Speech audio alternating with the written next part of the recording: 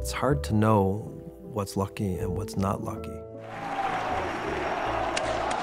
If things don't quite work out the way you want them to or think you want them to, it doesn't mean that you give up and that you become despondent.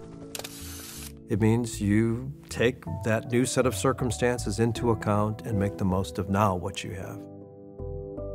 My sense of this goes back to the fact that I'm even alive to begin with. My mother had a pregnancy prior to mine. My mother miscarried this pregnancy and I was conceived. And so I'm sure my parents regretted the fact of that miscarriage. But I came into existence as a result of its having occurred. Be careful about what you regret. What may come out of that could be fine, could be even better.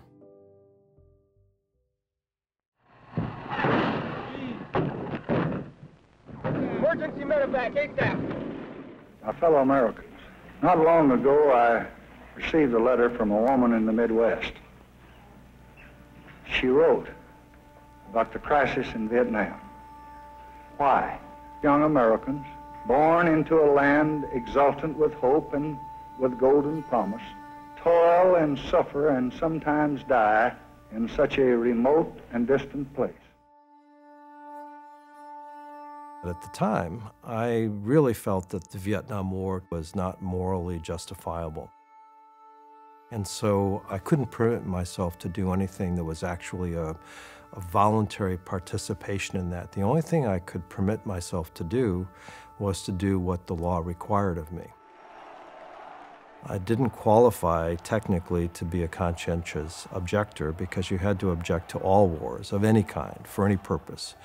And that wasn't really true of me. I could imagine a justifiable war, but I didn't think that Vietnam was. I was in law school. I wanted to become a lawyer at some point. Leaving the country, avoiding the draft that way would have been a felony. I could never be admitted to the bar if I were in fact convicted.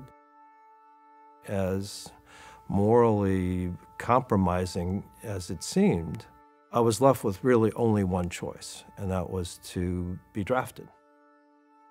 Because the pool of available draftees was getting small, they did away with the graduate school deferments. There was a period of time of about a year and a half when I was draftable as a graduate student, and that's exactly what happened to me. Both of my parents did not share my point of view about the war. I think particularly my father felt that this was the right thing for the United States to be engaged in at the time. But neither of them tried to either encourage me to go into the military in some other way, in some way that would make me safer, nor did they try to dissuade me from my decision. And I think in some respects that's because my father, who was of the generation that would have fought in World War II, never actually served in the military. So he may have felt that he did not have the moral authority to question my decision about how I would deal with service when the time came for me.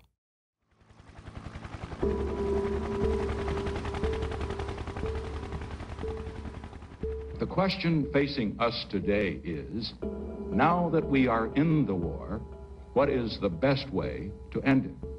For the future of peace, precipitate withdrawal would be a disaster of immense magnitude. It would not bring peace. It would bring more war.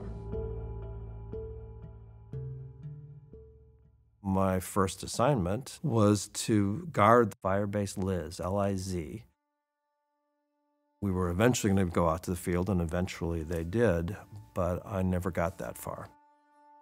During the time that we were guarding the fire base, I was wounded twice.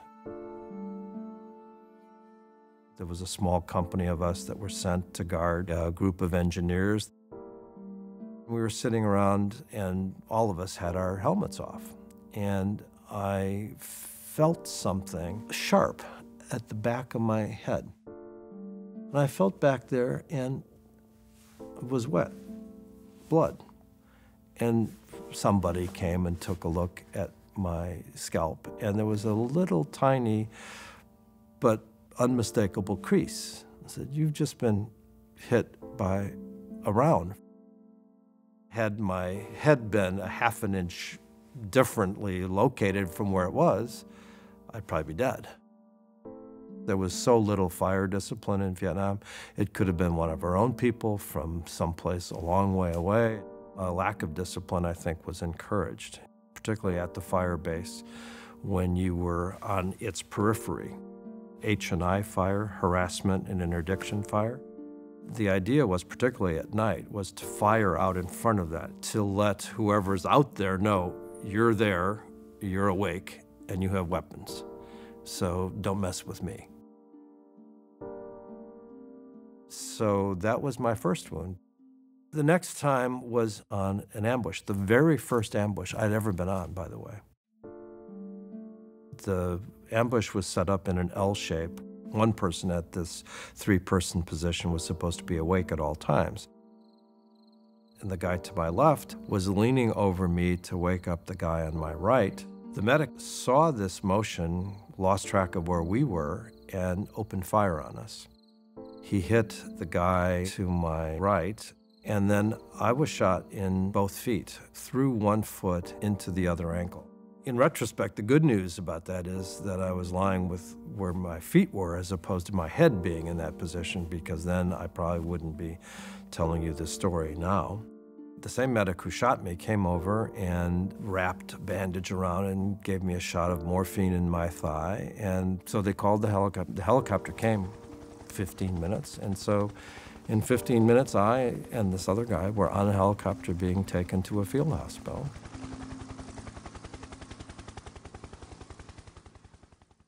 At the hospital in Cam Bay, I noticed there's lots of doctors going back and forth, and nurses and other attendants, and no one's looking, no one's paying any attention to me. Eventually, someone came by and said, "How did you do that to yourself?" The wound on my left foot is very clean, right in the center of the foot. It looks like a self-inflicted wound from close range. And apparently, this is what a lot of people did. They shot themselves in order to get out of combat. I looked like I was a self-inflicted wound until they saw the wound on my other foot, and they said, "How'd you do that?" I said, "I didn't do that. That happened to me." After about 2 weeks, they put me on a plane back to the U.S. I was unlucky to be wounded, but maybe it could have been a lot worse had I not been. The company that I had been assigned to that was defending this fire base, they were overrun by Viet Cong, and several of the people in my company were killed. Again, it's hard to know what's lucky and what's not lucky. I was unlucky to be wounded, but maybe it could have been a lot worse had I not been.